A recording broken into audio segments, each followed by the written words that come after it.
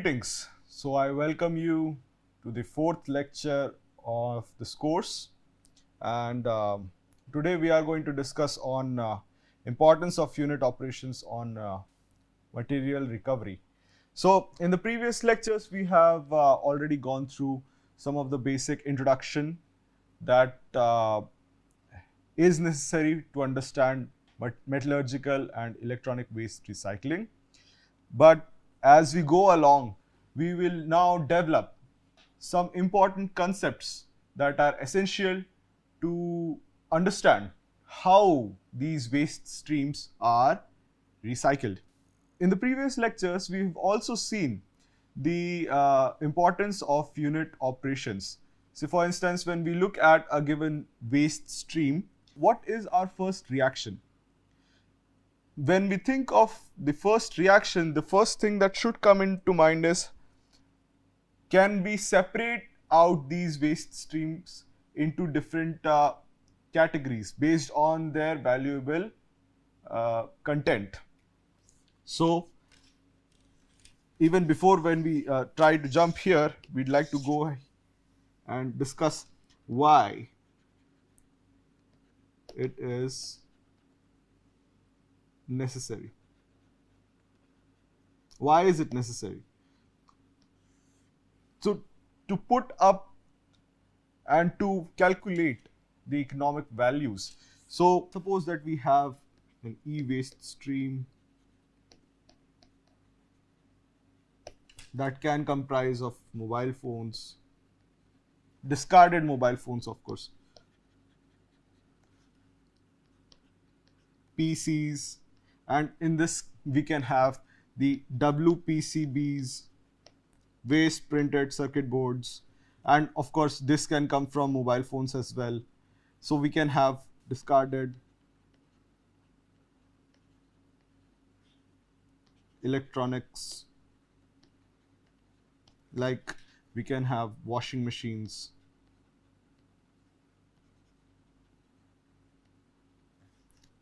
lamps, and so on and so forth. What is the first thing that we do? We'll have to identify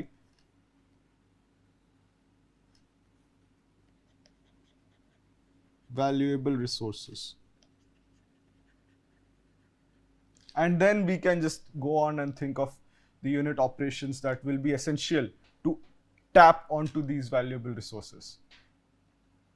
So when we think of unit operations, we have put up some numbers, some value, okay, a given stream will have such and such valuable resources. Now we are trying to grab onto those resources. So the first thing that we should be taking care of is bringing down the particle size. It is possible by crushing, grinding, and of course the size reduction due to these processes, size reduction, and separation based on these operations: crushing, grinding, and size reduction, sieving, fragmenting the given feed into various size fraction, understanding the size distribution that is obtained after the crushing and grinding circuit is followed. After this circuit is completed, we'll get a wide spectrum of particle sizes. Which particle size fraction has what type of valuable material? That people can do the further characterization and then decide, okay, coarse particles have such and such valuable materials, finer fraction have such and such materials. So of course this comes only after the comminution step. So one has to think of crushing, grinding, size separation, size distribution, attaining the size distribution, and then the rest of the process can be developed. A generalized way of estimating how much energy would be required for size reduction can be given by three important laws. The first one is the Kick law. The Kick law, according to the Kick law, And of course, all of these laws are basically governed by a general law, which is stated here, where dE is the energy required for particle size reduction, L is the change, dL is the change in the dimension, particle size dimension, and K could be the constant, N again is another constant. So when we think of various laws, the Kick law, the Rittinger law, and the Bond law, we'll have variations of K and N. So for instance, when we look at the Kick law, dE on dL is again the Kick law constant. This is the material constant that is involved for the specific material, and we'll see that the power here is -1. So when we integrate it, we'll reach here. When we look at the Rittinger law, just following on to the same principle, dE on dL gives you Kr. Again, this is the Rittinger law constant, the material constant, and this time the power is -2. So we'll have a relationship like this, Kr Fc 1 upon L2 minus 1 upon L1. And the final one is the Bond law, where E, and we'll see that this time N is basically -1.5. So and of course it is being rearranged. So we'll now try to understand what are the terms in the Bond law. We'll see that L is the dimension,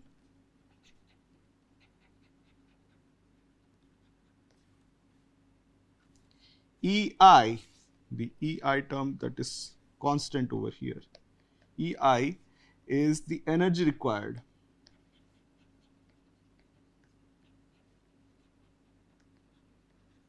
Energy required to reduce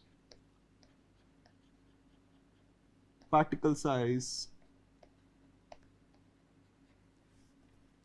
of unit mass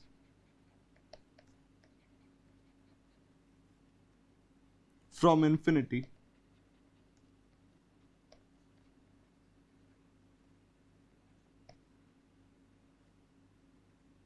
to 100 micrometers.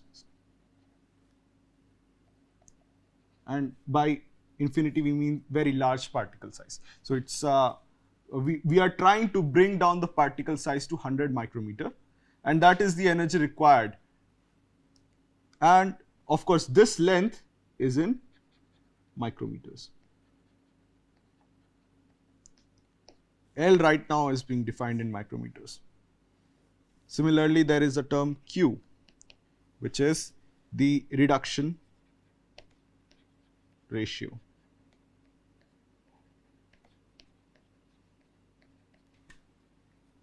Given by L1 on L2. What is interesting in all of these three laws is that they help us in understanding what type of law would be used for what type of particles, because they not us it so happens that a single law is not able to describe what type of energy is required to bring down the particle size of a given feed material. So for instance, it has been observed that Kick law is more applicable, more useful for coarser fraction.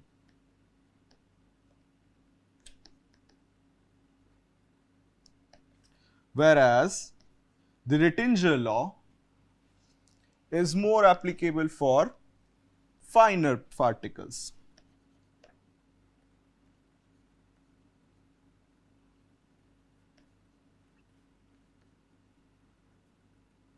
Finer fraction, finer particles. It also should be kept in mind that when we look at the Kick law, we'll see that the power is -1, whereas for Rittinger law it is -2.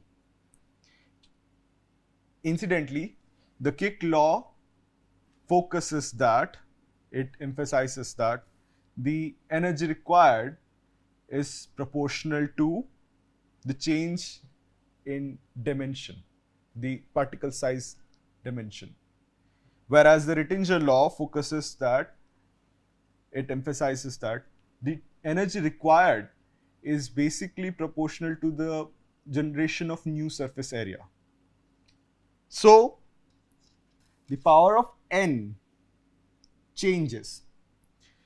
Now, it has been observed, since people have tried to collate their experimental data with these laws, they found that the Kick law fits better for coarser particles and the Rittinger law fits better for finer fractions. And the Bond law is somewhere in between. So, all three laws have their different segments where these can be applied. So, what happens when we are crushing and grinding the particles and bringing down the particle size? It is to be understood that these finer fractions or coarser fractions would be used for various intended applications. Say for instance, one would like to go ahead and characterize these fractions, and suppose that they identify that coarser fraction has higher metallic content, metallic values. And of course, this is an example. So, the first thing that would obviously come to our mind is that let us try and tap these metallic values. So, based on composition,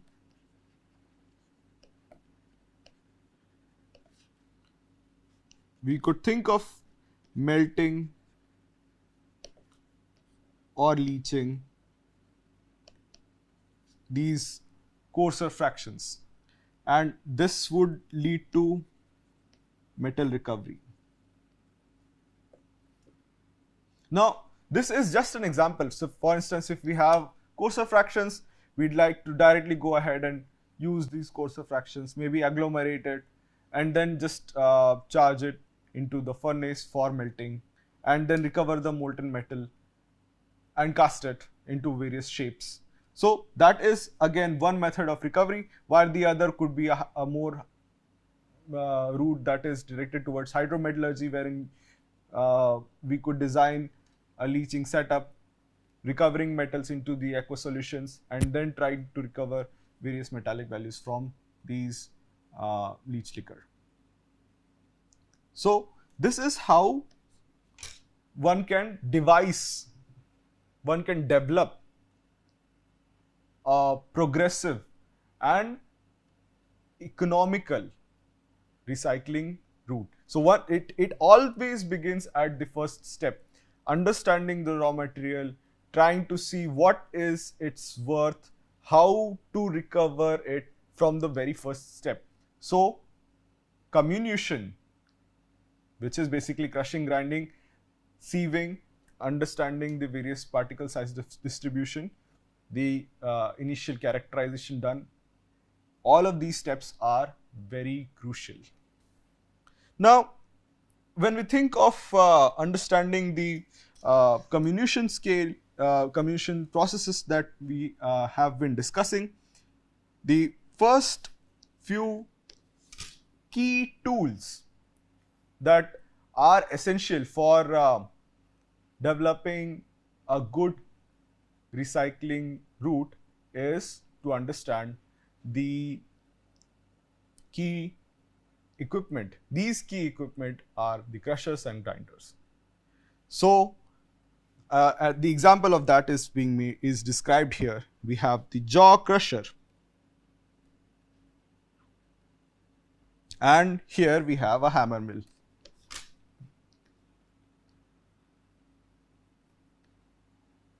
the jaw crusher and the hammer mill.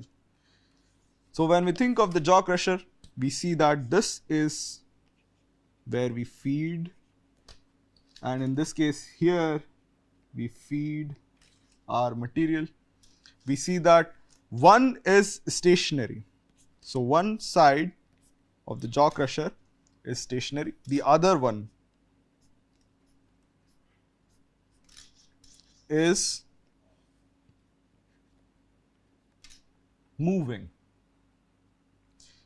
So when we see that when this moving jaw crushes, when it comes closer, it crushes the particles, and gradually what we get is the final crushed product.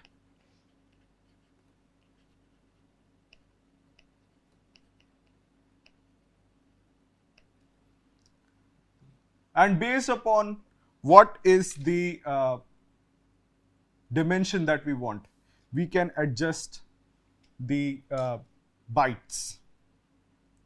Similarly, we have the roll crushers and other types of gyratory crushers.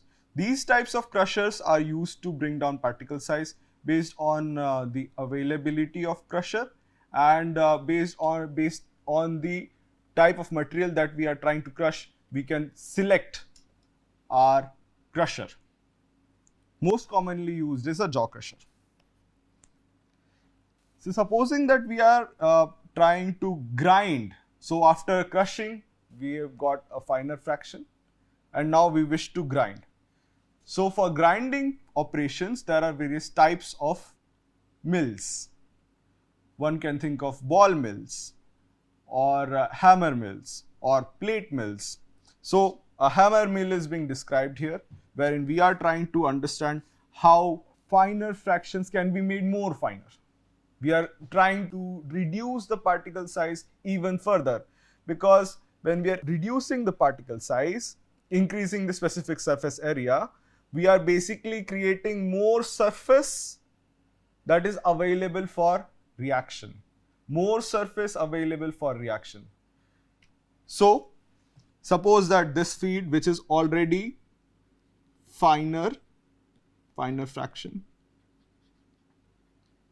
we wish to have even finer fraction, that is reducing the particle size even to let's say 100 micrometers or even lesser, 200 micrometers or even lesser. So that type of operation can be done using various types of mills, and hammer mill, ball mills, these mills are generally used to reduce the particle size.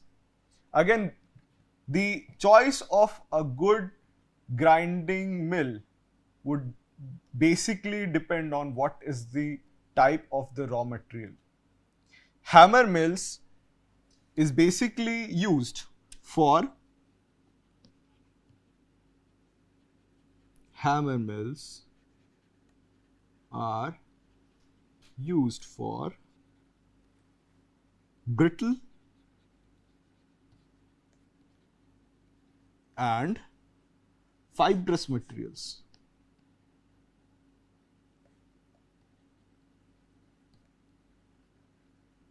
So fortunately, when we think of hammer mills, these can handle brittle as well as fibrous materials.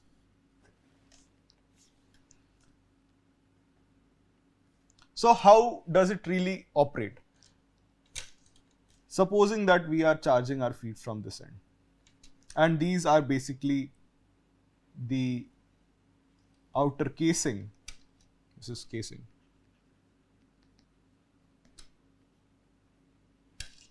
And these are the hammers.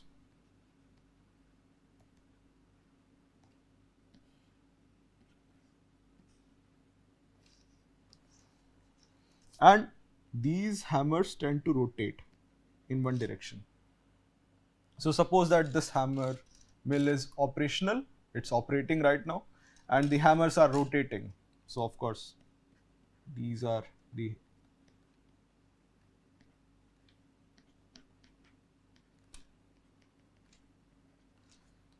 and we feed our raw material, what happens is it will get milled between the hammer and the casing, and gradually it starts to reduce in its particle size. So the particle size are now gradually going to go down because it is getting crushed between the hammer mills, the casing of the hammer mill and the hammer that are basically rotating at high speeds. So, and here we have small sieves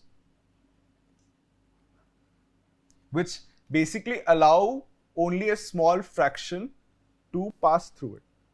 So the sieves are arranged in such a way that a given particle size which is lesser than that of the sieve will get discharged and the rest will continue to get reduced. The rest of the particles will continue to get milled so that we get a fine fraction of particles. Now, one has to understand what exactly do we get after our comminution process. So, we get a coarser fraction which can be characterized, we get a finer fraction and then we characterize it one more time, and if supposing that we want to grind it further, then we would go ahead for various milling operations. But what happens to all of these fractions? One has to go for size distribution study. Size distribution.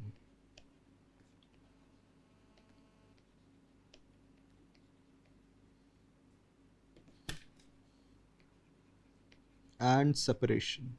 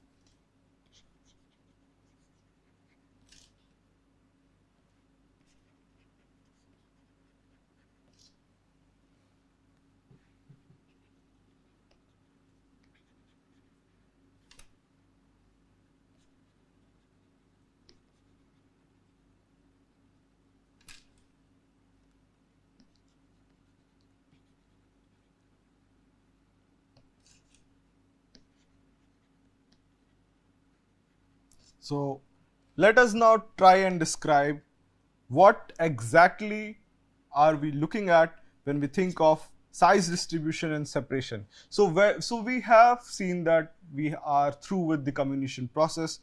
Now, what are the factors that really govern the size distribution? Density of a given material.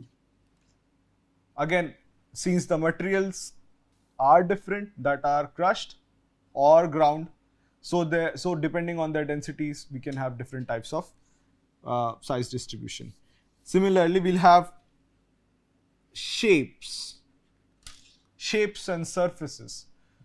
So it is very difficult to predict the shape and surface of a given final feed product. One has to study and then they will be able to comment on what type of surface is generated after the given comminution operation. One speculation here can be made that suppose that a given material is ductile. The chances of such material to become flattened is relatively higher when these are subjected to milling operations. Similarly, when we think of equipment factor, we'll have sieve area. What are the sieve? This basically is dependent upon what type of sieves we are using. What is the sieve area, the sieve thickness? This depends upon what type of material was used.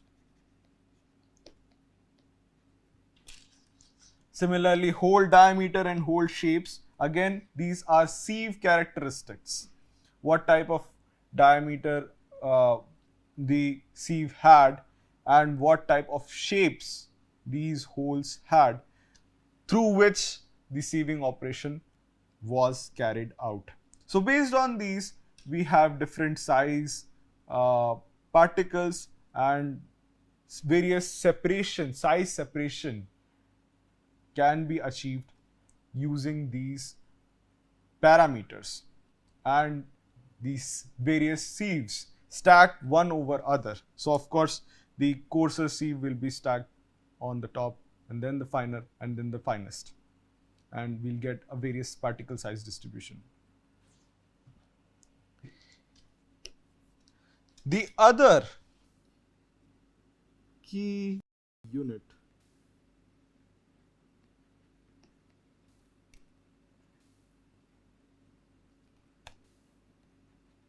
operations.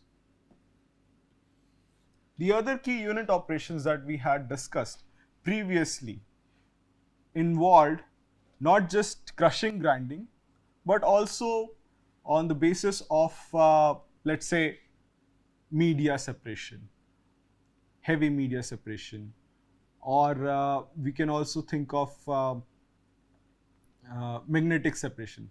Based on these characteristics, one can think of applying the unit operations and achieving initial material separation. So we can think of density.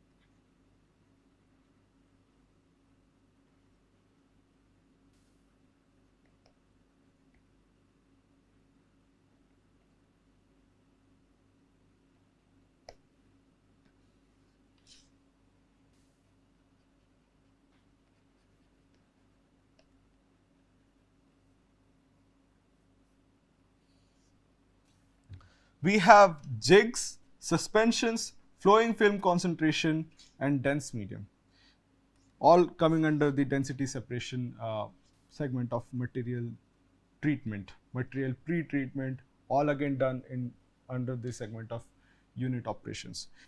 When we think of jigs, the expansion of beds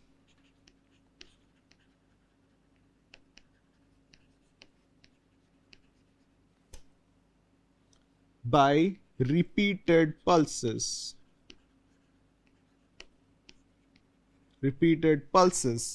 of fluid. So we are thinking of expansion of beds by repeated pulses of fluid. So of course we will have a fluid, and then we'll have our material, and we'll have repeated pulsing of the fluids, so that the beds of the material are made. And a typical example would be, let's say, 50 to 300 cycles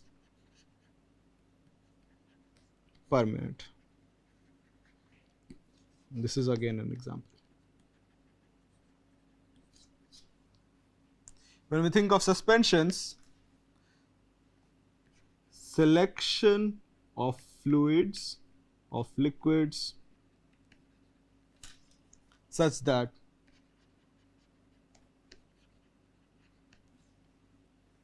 insoluble solids are fluidized. So when we think of insoluble solids, That means we'll have to select the fluid in such a way that the material does not get dissolved in it, and this mixture, this suspension is then fluidized, so that this insoluble material is separated out preferentially. Similarly, when we think of flowing film concentrators, we have rift decks, riffled decks, and shaking tables.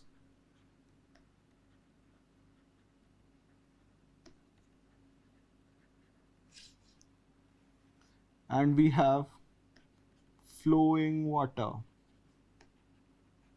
Preferably, the most common fluid that is used is water. We have flowing water and continuous motion. So we have the continuous motion along with the stream of water passing through, such that based on these motions, the flowing water as well as the continuous motion, which can be in the direction of the water flow and in the perpendicular direction as well. So the particles get distributed, coarser particles and finer particles and even finer particles will be separated out based on the action of these, let's say, shaker tables. In dense medium, we'll have a material of a liquid of known density.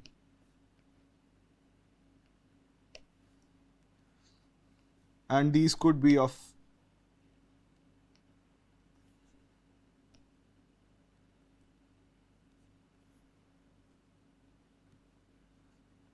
either aqueous nature or organic nature. So these could be aqueous or organic fluids. Just that we need to decide upon the type of fluid that we are using. Of course, these can be aqueous or organic. One has to think of a density and a fluid of the specific density and then separate based on these characteristics. Similarly, we will be looking at magnetic.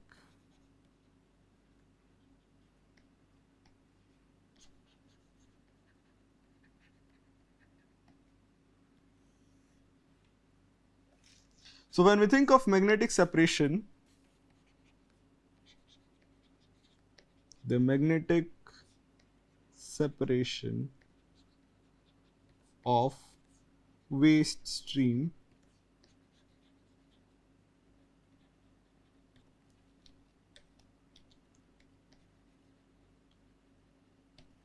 and of course when we think of waste stream, we are already thinking of both type of categories, e-waste and metallurgical waste.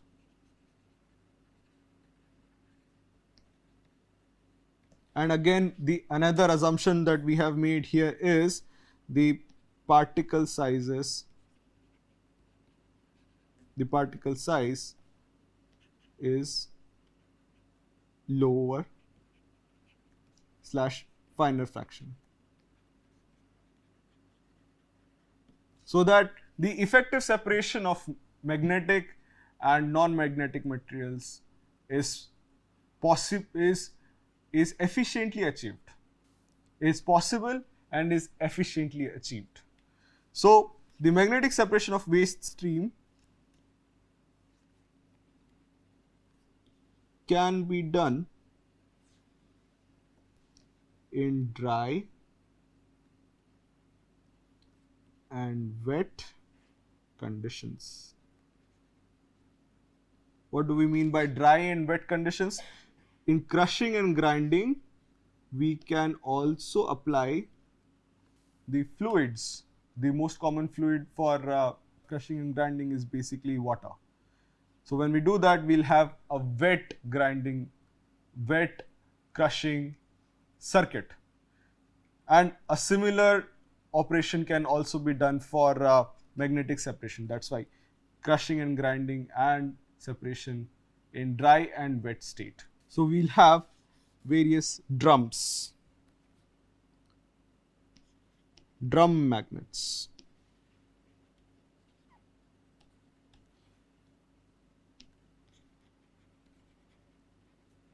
Suspended magnets,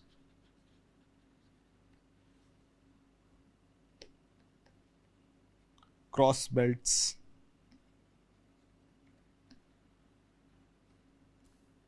and roll magnets. These roll magnets could be made of rare earth elements. So these are different types of magnets that could be applied around a given conveyor belt, so that the magnetic materials are separated out under the magnetic fields that are being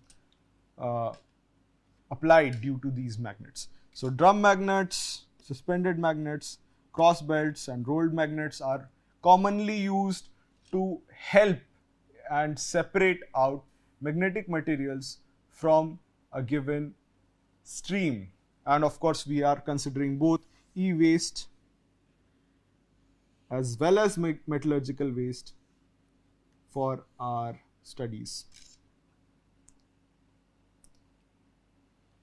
In the upcoming classes, we will be thinking on the lines of developing new processes, studying the advanced literature that are present at our disposal to understand various recycling routes that are present for metallurgical and electronic wastes.